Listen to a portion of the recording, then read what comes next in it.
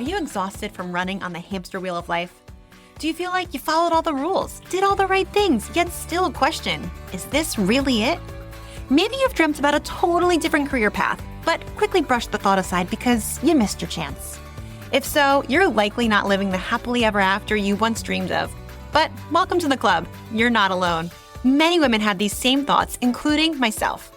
Hi, I'm Kristen Latini, a wife, twin mom, and cat mom who walked away from the corporate career I'd built to pursue entrepreneurship. I created this podcast to learn from women who have already done it. Our guests have built their own career paths outside the traditional 9-to-5.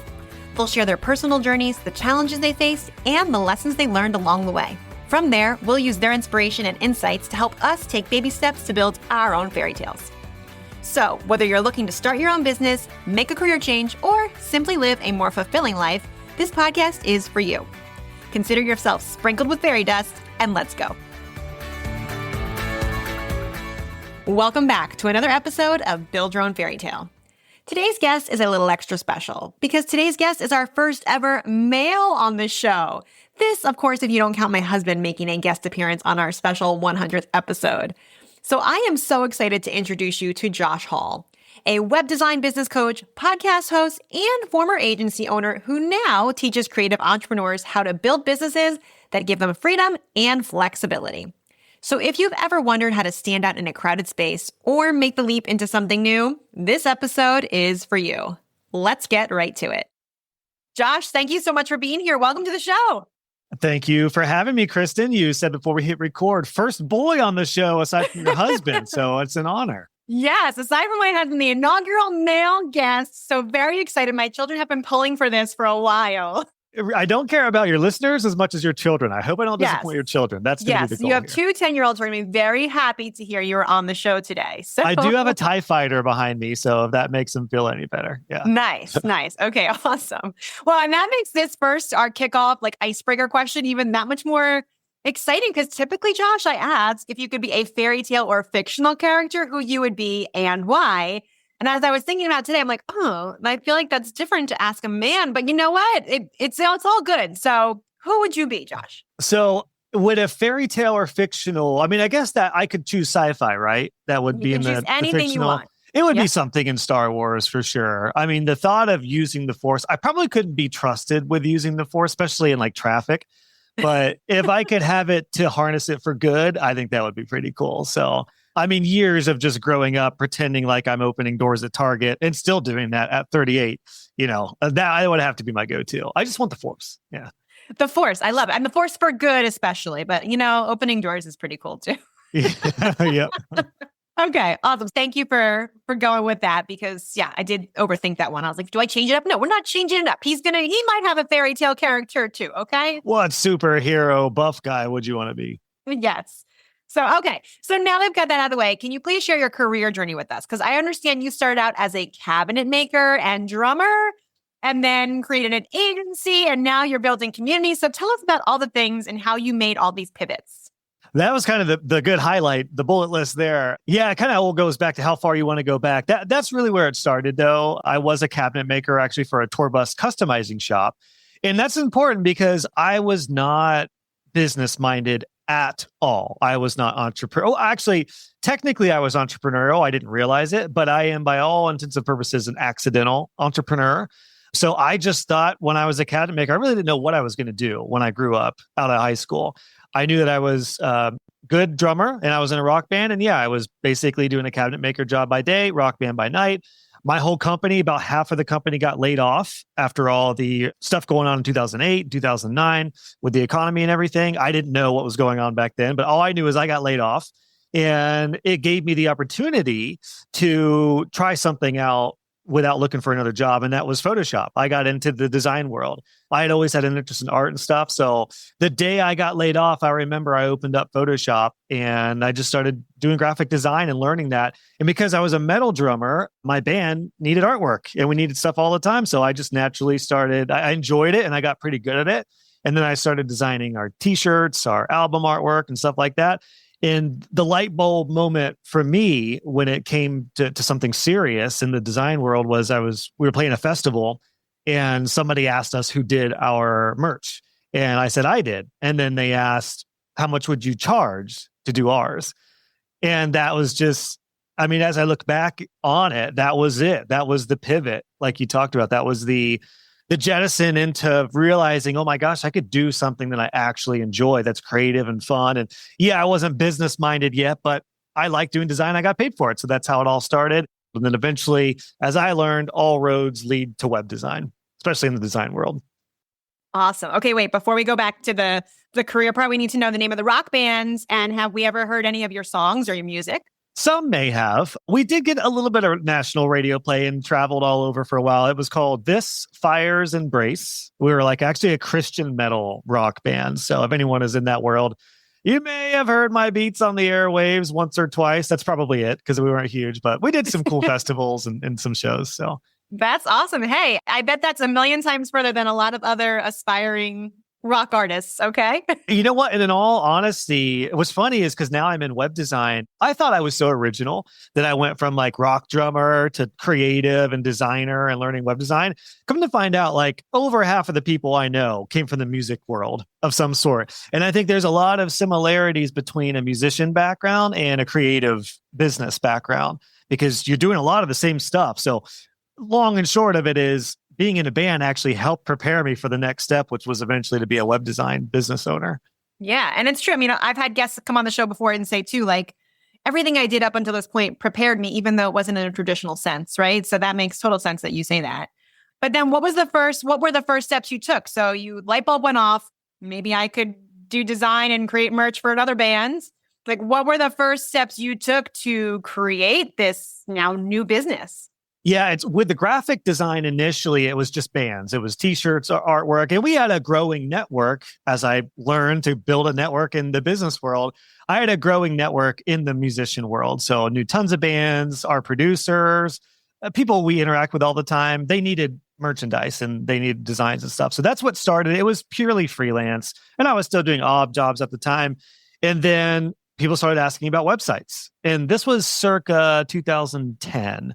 So the industry looked a lot different then, but everybody just kept on asking about websites. And then I was drumming for the old church I used to go to at one point, and they were like, hey, would you be interested in helping out with our website? We don't have a web designer right now. I was like, sure, I'll try it out. So they sent me to some night school classes to learn the ropes. And those two services of graphic design and web design just married so perfectly because I could do all sorts of graphic design stuff, eventually brochures and things like that. And then we take it to the website. So that's kind of how it all started getting more serious for me. Now, I want to ask a granular question here, or maybe like a nitty gritty detail. When you said they sent you to some classes to learn, I'm thinking from my perspective, I'd be like, oh crap, I don't know how to do that. You can't pay me. Did you have a different take on it? Because you said you were doing this freelance. I'm hoping that you did. I did. Yeah. I mean, they were just like, I was like, I'll try. There was a guy in the church who I guess was like a developer and knew a little bit and showed me some ropes. And then we found out, I'm in Columbus, Ohio, our community college offered night school classes to learn Dreamweaver, which was the first web design. That was a popular platform back then. It was pure coding and stuff. Not my specialty, but it was a good like 101 course and they offered to pay for it. So I was like, sure, I'll do that. And I knew I was going to get into it anyway. So I was like, sure, why not? And then, yeah, that's how it really kicked off into web design. And then subsequently, I just started offering graphic design and web design. So start off with this one sort of like project, if you will, or some trainings. Then how did you then build it into a full-blown agency? Well, and this was an interesting point because I had to decide whether I wanted to take this seriously or whether it was just going to be kind of a freelance hobby on the side because my old cabinet making job came back to me and said, hey, we have your position open again if you want it, and we'd love to have you come back.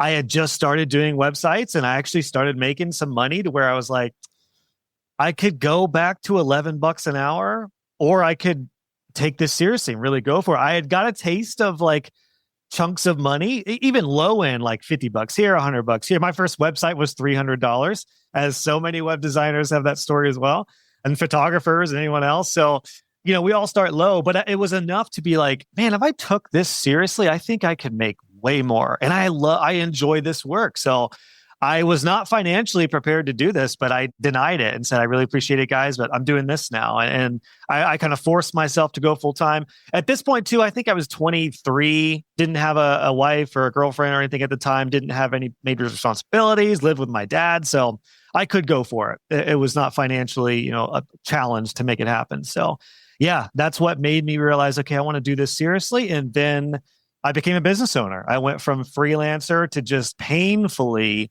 learning that, like, oh my gosh, I need to charge more, because if you make $2,000 for a website, you don't actually make $2,000 for a website when you have expenses and taxes and everything else. So I just very begrudgingly and painfully became a business owner over the span of a decade. I built up my business from one client to another, started networking, started getting more clients, started getting serious clients.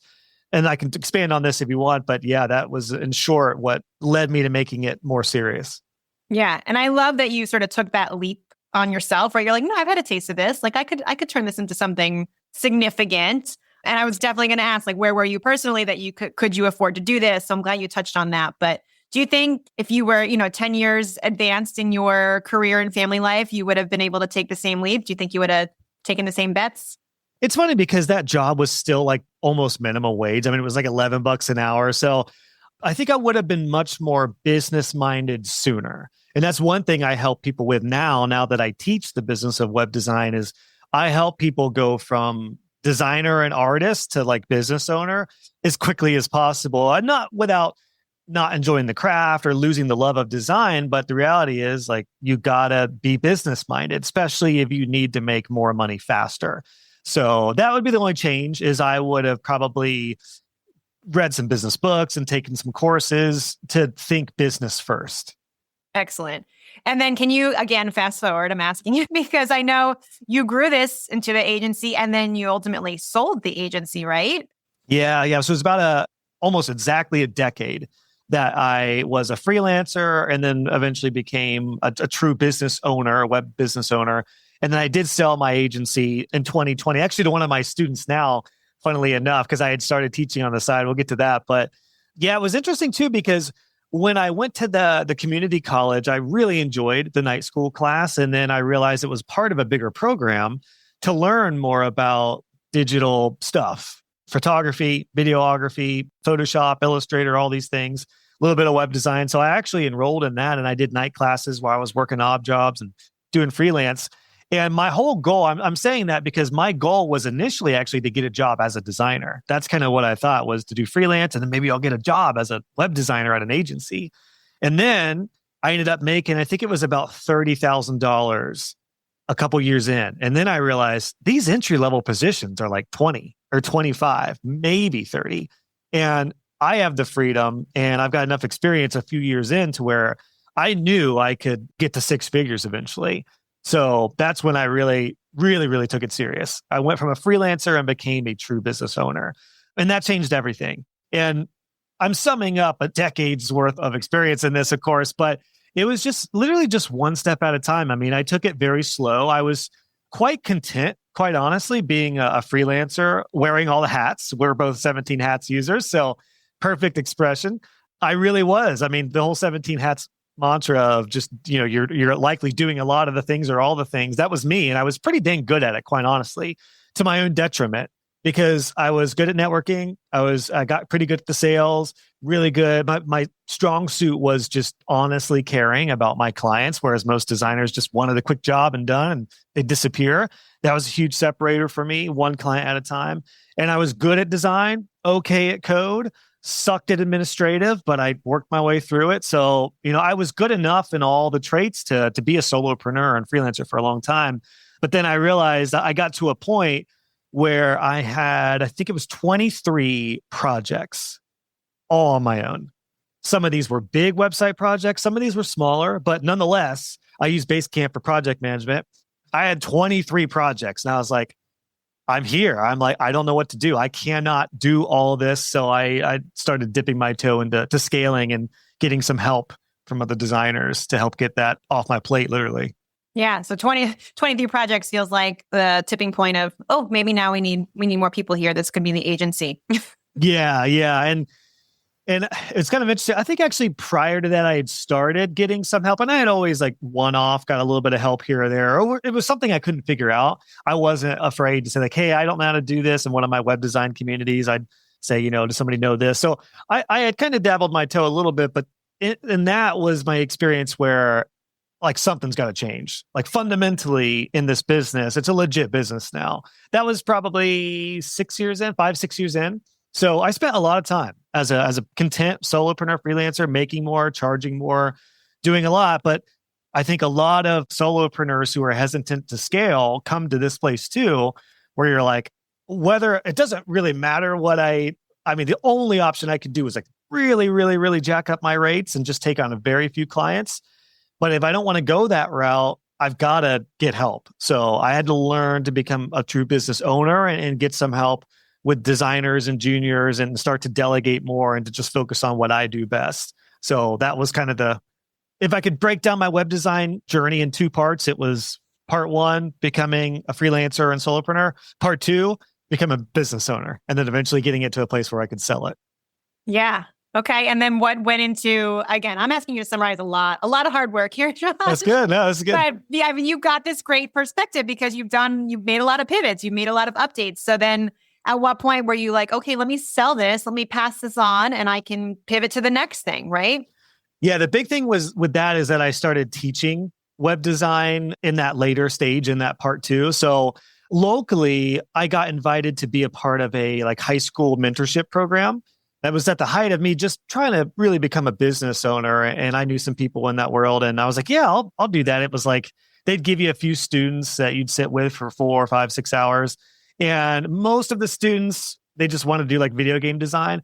But a couple were really interested and like hung on every word I said. And I could see it in their eyes that they wanted to do this. And they were like, wait a minute. Because I was closing in on 6 figures at that point. And I let them know, like, yeah, I think I'm probably going to make like almost $100,000 this year doing this. And they were like, what? And you work from high home school kid. and you can do whatever. Like you can work in your PJs if you want. Like, holy cow. If I let them know, it was a lot more than just popping up in a laptop and doing designs. But I was like, yeah, like this is absolutely possible if you want to do this. So the couple students who I remember vividly being really interested, I was like, gosh, I could talk to these kids all day, every day and help them and love helping them. So that's what kind of planted the seed in me to be interested in teaching and sharing what I learn. And I've been an open book since day one. So I have no problem with being like, hey, here's my proposal. There it is. That's exactly how I do it. This is what I do. So that just naturally was an easy transition for me to start sharing some of this stuff. And then long story short, I use a platform called Divi, which is a website builder. And they, at the time, had one of the biggest blogs for web design.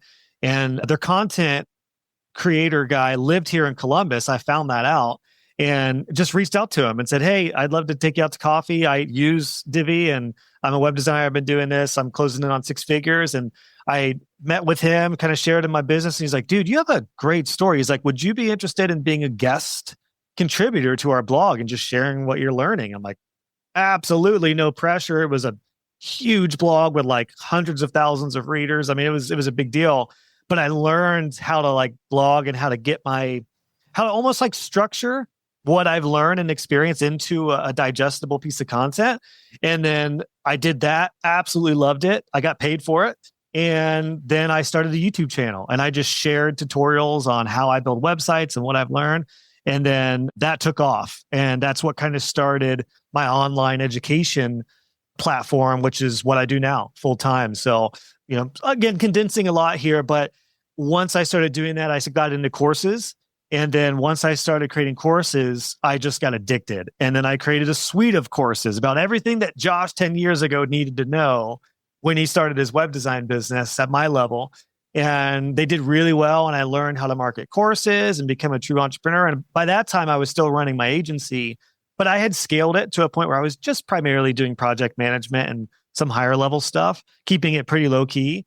So that's what got me to the place where I'm like, I don't feel like doing client work anymore. I think 10 years in, I felt like there was this opportunity to really go big with the courses, and I just loved it. And I just wanted to do it 24/7. Every time I was on a sales call, I was like, I can't wait for this to be over because I want to do this course thing I'm working on. So there were a lot of signs like that and red flags that told me this was a good time to sell. And then I did not coordinate this with the world economy, but all my courses were all completed in March of 2020. So as we all know, everybody went online, and then my course sales just went zoop up and to the right for anyone listening. So I was like, okay, yeah, now's the time. If I'm going to do this, I want to do it big. And I started making a lot more money and spending less time than I was on agency work. So I was like, this is what I want to do. That's what led me to selling it. I love all of that and how you just get like, and you didn't even mention, like, it wasn't burnout. It was just, I'm following this new passion that I'm developing and building. It's not like, oh, I hate this. It's like, oh, this new thing is really exciting. I want to go here. That's a biggie. I'm so glad you mentioned that, Kristen, because I see a lot of agency owners get burned out and then want to do courses. But people can tell if you're teaching something that you're burned out from. So I do think that's a separator from me in the industry. There's a lot of other web design and web design business coaches out there, but it's not a huge saturated market. But there are a lot of agency owners who want to make additional income by, sharing what they do. But if you're stressed out and you're burned out, trying to teach it is not a good escape plan or exit plan. So I cried when I gave my clients up. It was a big deal. I mean, a lot of them were really important to me, and I almost kept on a few clients.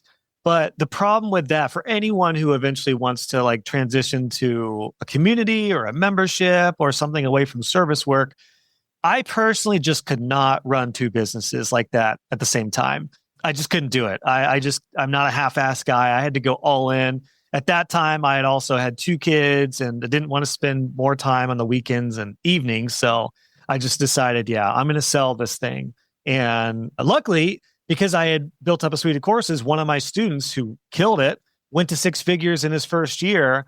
I was like, I feel like you would be a good fit. I had a couple ideas in mind, but I approached him first and I just said, listen, I'm thinking about going full-time teaching and I'm going to sell the agency. And yeah, he felt like it was a good time for him as well. So we worked out a deal. It was not a sexy sell by any imagination. Essentially, what I sold was my maintenance plan, which is for supporting website clients month to month, and a client list, because I really still primarily created a job. I mean, I had a good network and I had some subcontractors, but no full-time employees.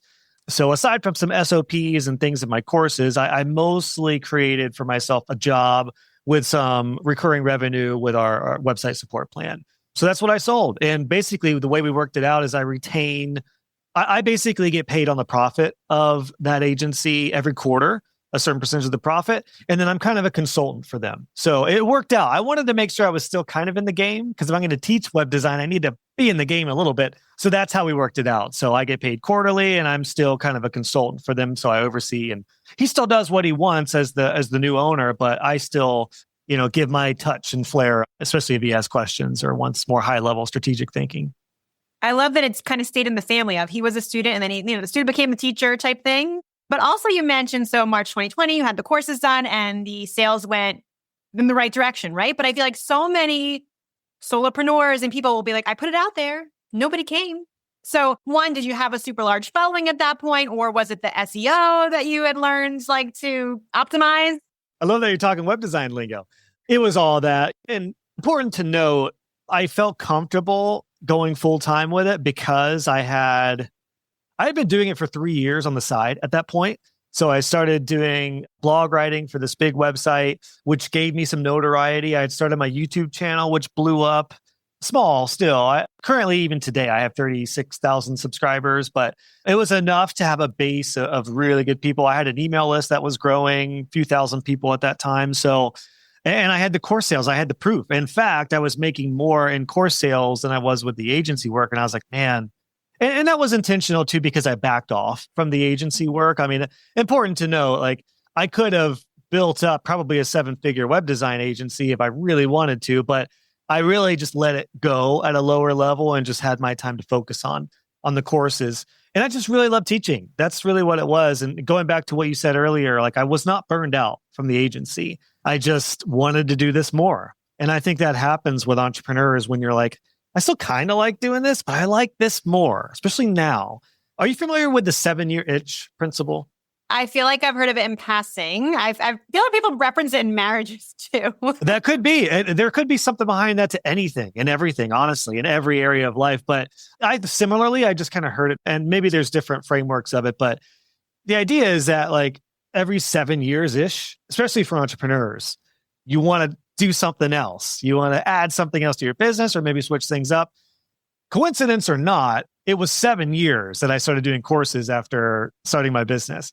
And it was actually 7 years after that I made a pretty big change in my current business, going from courses to membership. So yeah, there was something to that for sure. And I didn't not like doing websites anymore, but I just wanted to focus on courses more. And there was just so much demand for it. That's one thing I learned too, is when there are like hundreds of people asking me for something, that's plenty to be like, okay, I can do this now. And if I could do it on this scale, yeah, what if I grew it up from there? All right, before we fully leave website then, do you have any basic website tips for us? Because I know that's for me like an Achilles heel. Like I'm like, yeah, I'll get there. I'll get to sprucing it up or putting some SEO in there. I don't know if I'm using that correctly, but what are some basics for the people just getting started? I think nowadays more than ever, the more personable you can be on your website is key. A site can be designed beautifully. It can be coded super well. It can be super fast. But if it's just a boring blank brand and somebody really doesn't know who they're going to work with, I'm shocked that this is still today, even as it was when I started, such a big seller, such a big converter on websites, is to be more personal. And by that, I mean, especially for service providers, if a client is going to work with you, don't be afraid to put you on the website, like front and center. And even if you have a brand and it's not a personal brand, you could still be you, the founder or the creative director or the lead consultant, whatever your role is. And the ways you could get more personal are things like, for number one, having yourself on a website.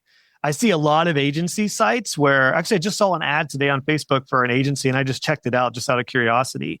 And I have no idea who's behind this digital agency. I don't know if it's a huge team. I don't know if they're in the States. I don't know if they're offshore. I don't know if it's a guy in his mom's basement or if it's an agency of 50 people. No idea. Be so clear about who's behind it. And if you have a team, absolutely. Or just even like a community or subcontractors you use.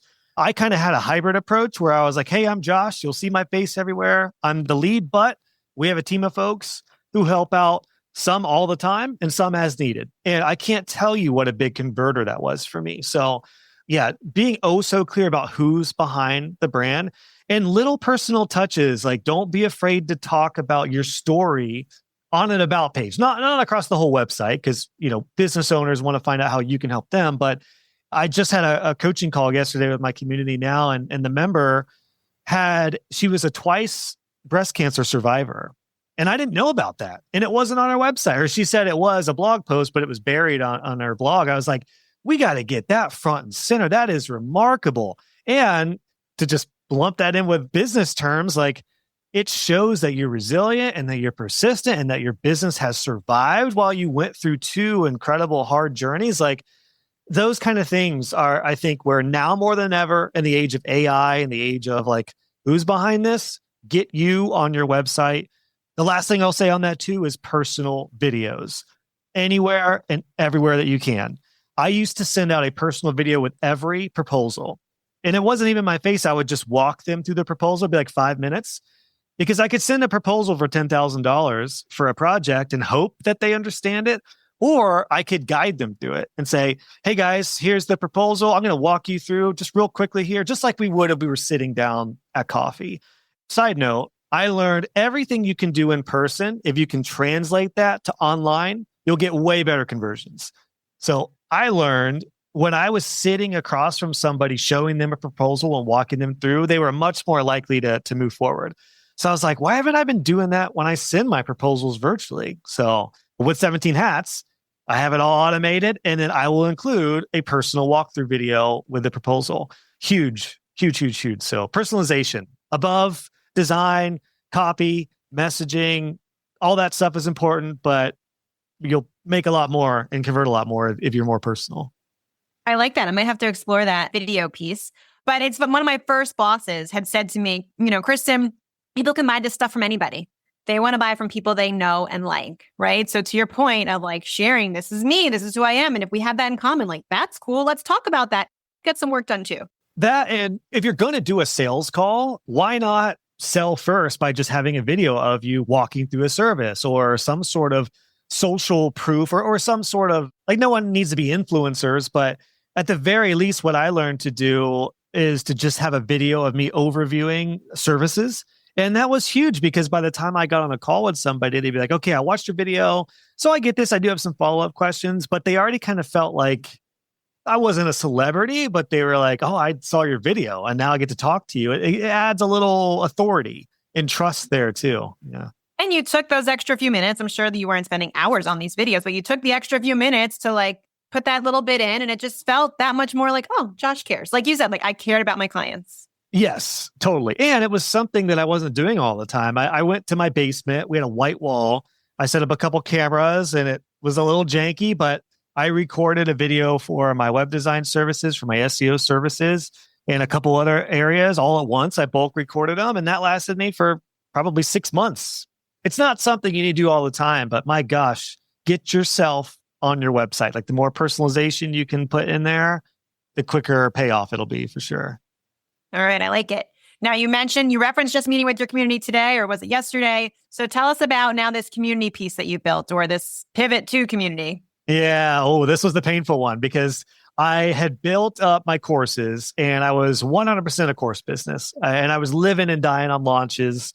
I made enough sporadically to even it out. But as all course creators know, or anyone has a program, you live and die like that. You have a really big launch and then you'll have less income for a while until you launch something else or do a promotion or a flash sale or something. And then the real tricky thing, especially nowadays, because courses have changed dramatically now, the real question is like, what if my launches aren't doing as good as they used to? Or you're just like, I don't know. I hope this launch makes this much this month. Maybe it won't. So that was a big part of me realizing I wanted to build more stable revenue. So what I did first, the first step of building a community. So my web design community now is called Web Designer Pro, but it didn't start out as that. I had built all my courses through my personal brand at joshhall.co. And what's interesting is I had these courses and I realized a lot of students were killing it. And I wanted to get them together and I wanted to talk to them more, quite honestly. So the first step of this was actually not too long after I sold my business, I created a back-end membership. And I was still courses first. I was a courses first business, but I created what was then called the Web Design Club. And it just gave me a chance to invite like members in courses. And if somebody on the outside wanted to join, they could get access to me, the community, for weekly coaching calls. And it gave me a chance to support them on a deeper level outside of like a Facebook group or something like that. So that's where it all started. I started very small. I started the Web Design Club. I thought we were going to have like 100 members join. We had, I think it was 32 or 33 members in the first wave. I was really disappointed at first, but in hindsight, it was the best thing ever because I really got to know those 30 people, and most of them are still in what is now Web Designer Pro today. So side note, for anyone starting a membership or a community, start small, because I see people have huge launches and then you can't retain all those people depending on, the model. Mine was pretty intensive as far as like I was sending people personal videos and everything that I just talked about, I was doing, at scale now, because I was used to working with like a couple dozen clients.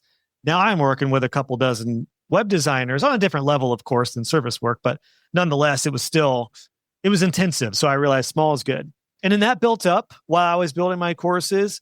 And then I got to a point where I realized the people who were getting results were the people who had all my courses. They had been through them. They knew the stuff and they had community support and they were getting coaching from me. And that's what made me realize the power of, I call it the 3 C's. I'm sure I'm not the first one to create this. There's debate on who created the 3 C's, which are courses, community, coaching. And that's what eventually spurred on. I think it was Ryan. Is it Ryan Lee? He's an OG in the space of that. I think he came up with it. It was probably Abraham Lincoln. All quotes go back to Abraham Lincoln. So, but yeah, I just learned that that's what's working. So that's what told me, okay, I think now's the time to really make the community and the membership the main thing. And that's what I did. In 2023, I decided to add all my courses into my platform, which I use Circle, which had just come out with the option to put courses into a community platform. And I was like, I don't love the web design club term. It's okay, but I wanted to rebrand it to something that was catchy and memorable. And Web Designer Pro was available. The .com was available for $5,000. So I invested in that and still working on the trademark for it, but went for it. And we add all the courses and everything all together. So awesome. But my one-off course sales dropped overnight, which was still my main income. So because Web Designer Pro was a subscription model, anyone who learns the ropes of subscriptions or memberships learns pretty quickly. It takes time to build that up. Even if you have a big launch, if you're not retaining everyone, your MRR, your monthly recurring revenue, could drop pretty quick. So it was a very slow burn, slow growth up and to the right with the membership, and the courses dropped off almost overnight. And then I wasn't selling it great. I think I didn't realize that I had made two really big buying decisions for somebody, because somebody's like, I could get a course or I could get all of them in a monthly subscription and community and coaching. So that caused a lot of challenges, but I'm here today, more profitable than ever, and saying that it has worked out great. But man, oh man, was it a painful pivot. And I definitely would have done some things differently. I'm sure. Oh my gosh, you've had so many twists and turns and just kept moving the needle up to the right, as you said. But now I'm super curious because you know me as a systems strategist, and you referenced 17 hats a couple times. So I know you love 17 hats with me. But what was like the biggest struggle you've had, or looking back, like what system challenge did you have? What do you wish you could have learned sooner to get those systems in place for yourself and just make things less painful on the back end? On the back end, I actually don't really have a big systems thing. There really, as I'm thinking about it, I've kind of grown with Circle, which is the platform I use for my membership. Just like 17 Hats has continued to evolve features and things like that. I feel like good SaaS companies, software as a service, like 17 Hats, they grow with their customers and their customers grow with them. How long have you been using it? 3 years. Okay, so you're a more later adopter, because I started, August will be 10 years that I signed up for it this year. So it was a lot more simple back then, but then they introduced things like workflows and stuff like that. So, I've kind of grown with it. All that to say, there really wasn't many like technical system hangups. Although I wonder, had Circle had courses from the get-go when they came out in 2020, if I would have done that sooner, maybe I would have changed up a few things. But my big challenge was really more so the offer. I think I confused myself and then confused subsequently my potential customers, because I was like, well, you can buy the courses or you can buy the membership. Kind of want you in the membership, but I also kind of want you in the courses. So that was probably the bigger struggle, quite honestly, rather than a systems or administrative kind of thing. Although maybe it's more operations. Maybe it's more operations than systems that I struggle with more so. That's good to know. Now I'm dying to know, with all this experience behind you, what dreams you have for this next chapter you're going to write. Yeah, we're at an interesting point now, because I kind of hit that 7-year itch again. What's interesting is Web Designer Pro has evolved to the point where it continues to be so new and so challenging in its own right that I have not got to the point where I've got this thing dialed in. It really is every year evolving quite a bit, and it's growing. And there's a big difference I've learned in being a community builder and an educator versus a service provider. There's very different skill sets. There's very different approaches to client retention, and depending on if it's at scale or if it's smaller. And by that, I mean, I was managing less than 50 clients with my agency altogether. I have currently, we have almost 400 members in Pro total at different tiers now. So it's just a different ball game. And I've got a larger audience between my podcast and my YouTube channel. So what's next is really taking Pro to a mature level. I think 2020, this first 5 years with it, by the time this comes out, I'll be closing in on my 5-year anniversary for Web Designer Pro. I've learned a lot about becoming a community builder and learning about being an online educator. Keeping up with the market is a biggie too, because courses, you've probably seen it in your different circles, courses have changed dramatically. Like people can go to ChatGPT and get a lot of good info that may not, they may not need a $2,000 course to get something similar. So I've learned the power of community and results and courses and content to be something that gets someone a lot further faster. So to answer your question, that's really where my headspace is right now, is like, how can I make Web Designer Pro better and better and better, more personalized, and really, really clear results for people depending on where they are. So that's really what I've worked towards over the past year. And you mentioned it, I think, before we hit record, but we just had our first in-person conference. Shout out to 17 Hats for being our gold sponsor. They were incredible and really allowed us to do an incredible space and do some socials and things for the 40 folks who came.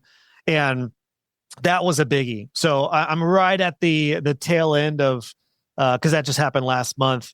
I'm still like in the afterglow of our first event, and it was so awesome and so life-giving and so transformative that all those things leading up to this and then doing more in person is kind of where I'm at and what I see moving forward. Wow, that sounds so fun. And I can't wait to see it all come to life, Josh. So please share with our listeners how they can find you and connect with you and keep learning from you. Well, thank you, Kristen. This was great. This is really fun. I feel like we peeled back a 15-year story pretty good there with the perfect highlights there. And there's plenty more to talk about, but those are definitely the highlights. So thank you for giving me some time to just kind of share everything here. So my personal website is joshhall.co, and that's got links to everything, my podcast, my tutorials, all my stuff. And then if you're curious about where my web design community is now, it is webdesignerpro.com. And those are both linked with each other. So you'll find them, either one of those, joshhall.co or webdesignerpro.com. Awesome. Josh, thank you so much. I think you were a fabulous inaugural male guest for the show. So I'm so excited that you decided to say yes and share with us. So thank you so much. I want to set the bar high for the dudes who are going to follow. Thanks, Kristen. I'd say Josh achieved his goal to set the bar pretty high here. Would you agree? Here are my top takeaways. Number 1, you are your brand's biggest differentiator. Don't hide behind your work. Let people see you. Whether it's your face on your website or your personality in your emails, showing up as you helps build trust and sets you apart in any industry. Number 2, running a creative business also requires a business mindset. That's right. The tough love is talent alone isn't enough. To grow something sustainable, you have to embrace things like pricing, systems, boundaries, and business strategy, even if that's not what you, quote, signed up for as a creative. If this scares you, the good news is there are people out there like me to help. And number 3, your business should support your life, not the other way around. Josh built his agency to fit his lifestyle as a husband and dad, and later transitioned into coaching to align even more with his values. So remember, you get to evolve, pivot, and design your business around what matters most to you. I hope you're walking away from this episode feeling just as inspired as I am, not just to show up professionally, but to show up as yourself. And that's all I have for today. We'll be back in another 2 weeks with a brand new episode, so don't forget to hit subscribe or follow from wherever you're listening so you don't miss out. And if you know someone who may benefit from this episode, please go ahead and share it with them. Last but not least, thank you for being here. I'm not giving up on my dreams, and I hope you won't either. I'm Kristen Latini, and this is Build Your Own Fairy Tale.